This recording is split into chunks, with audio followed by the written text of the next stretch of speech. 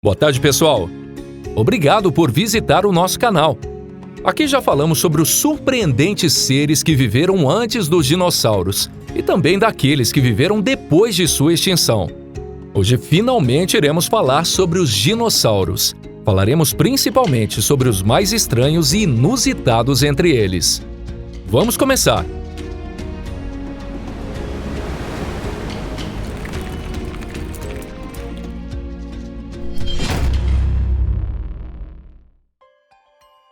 Epidexipteryx.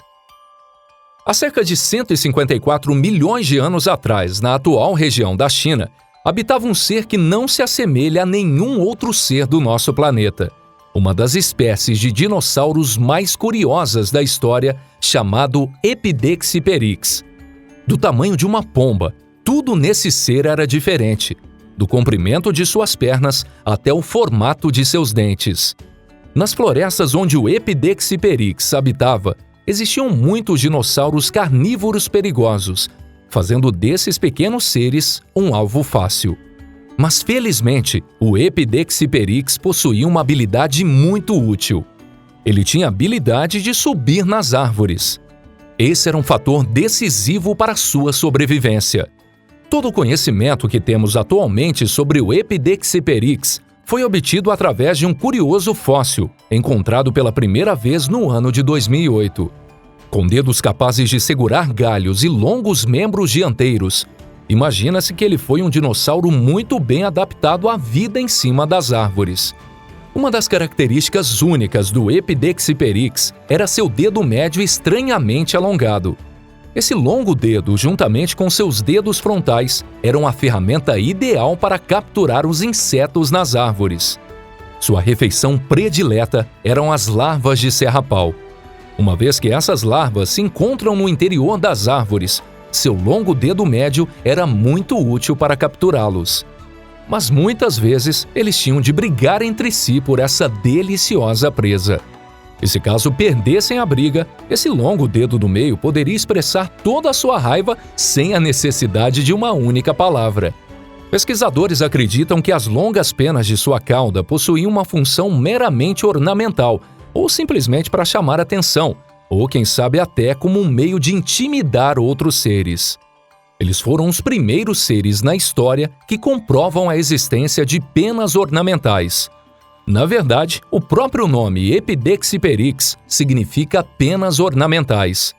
Entre outros dinossauros, eles são os mais próximos das aves. Mas, infelizmente, suas penas não os ajudaram a se proteger dos dinossauros carnívoros terrestres. Microraptor. Um ser ainda mais estranho era o Microraptor. O Microraptor também podia subir nas árvores e viviam se alimentando de pequenos animais, como por exemplo esse dragão voador. Como o fóssil do Microraptor foi encontrado em ótimo estado, foi possível um entendimento detalhado de sua estrutura corporal. Possuía unhas desenvolvidas e um corpo com menos de 1 metro de comprimento. O Microraptor parecia ter nascido para caçar, enquanto vivia dentro das árvores. Porém, o dragão voador possuía uma habilidade. Ele podia voar. Podemos até achar que isso era garantia de sua sobrevivência, mas não era bem assim. Isso porque o Microraptor também podia voar. Através do fóssil, podemos perceber que seus membros traseiros e dianteiros desenvolveram longas penas com uma estrutura superficial muito bem adaptada para o voo. Tudo isso mostra claramente que o Microraptor foi um dinossauro que possuía 4 asas e que, assim, dominava os céus.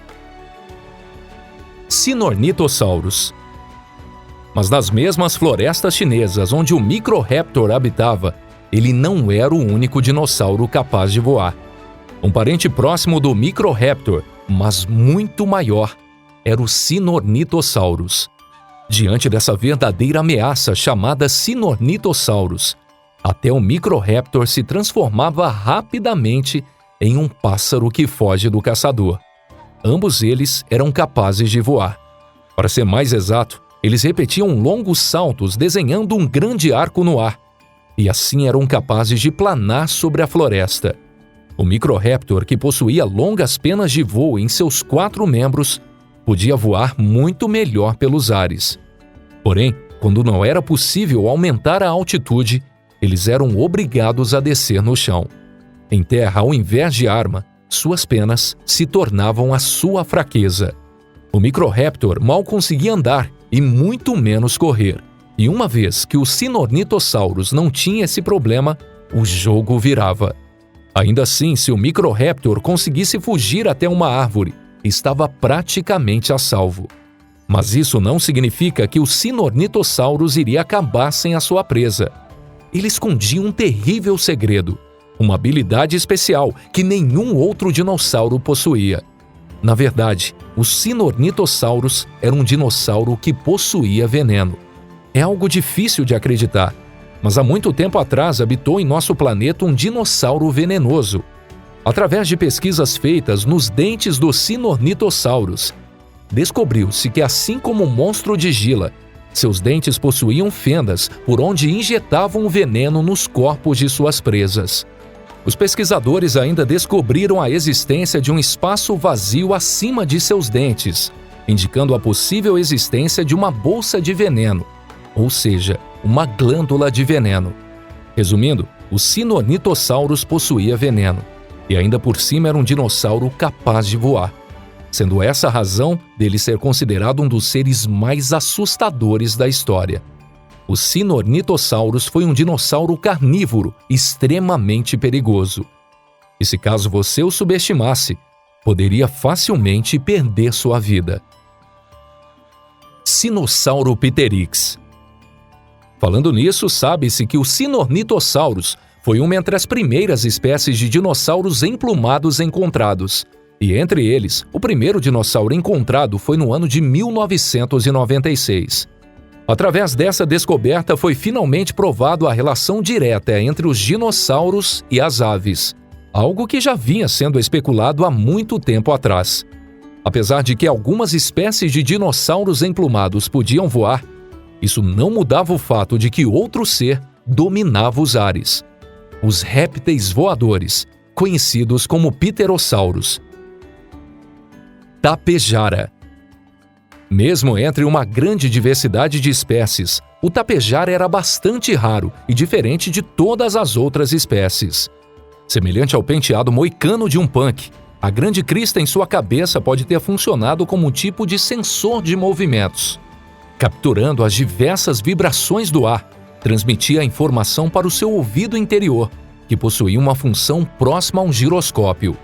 Além de funcionar como um sensor, sua crista também servia como um dispositivo de direção. Graças a isso, o tapejara podia se mover com bastante agilidade pelos ares. Alguns pesquisadores acreditam que o tapejara não somente podia voar, mas também conseguia nadar pela superfície do mar. Na ocasião, sua crista funcionava como uma vela de proa, enquanto as duas asas funcionavam como as velas principais. Utilizando essas três velas, o tapejara podia nadar em alta velocidade. Hoje em dia, eventualmente, os patos e cisnes também estendem suas asas e voam de forma muito semelhante. Estegossauro e Camptossauro. Um dos dinossauros com aparência mais estranha é o famoso estegossauro. O estegossauro possuía grandes placas nas costas, sendo que até hoje sua função ainda não saiu da área hipotética. Pode ser que elas funcionassem como um termorregulador, ou usadas para intimidar os dinossauros carnívoros. Quem sabe servissem no momento do acasalamento, ou talvez uma mistura de todos esses. O fato mais curioso é que quase sempre o fóssil do estegossauro é encontrado junto com um fóssil de Camptossauro. Os pesquisadores acreditam que, ao viverem juntos, mantendo uma parceria de benefício mútuo, eles evitavam serem aniquilados pelos perigosos dinossauros carnívoros. O estegossauro era como um tanque blindado, com uma arma capaz de causar dano fatal instalada na ponta de sua cauda, conhecida como Tagomyser. Já o Camptossauro era um dinossauro muito menor, e diferente do estegossauro, não possuía nenhum meio de autodefesa evidente. Para compensar, ele possuía grandes olhos e um cérebro muito grande comparado ao seu corpo.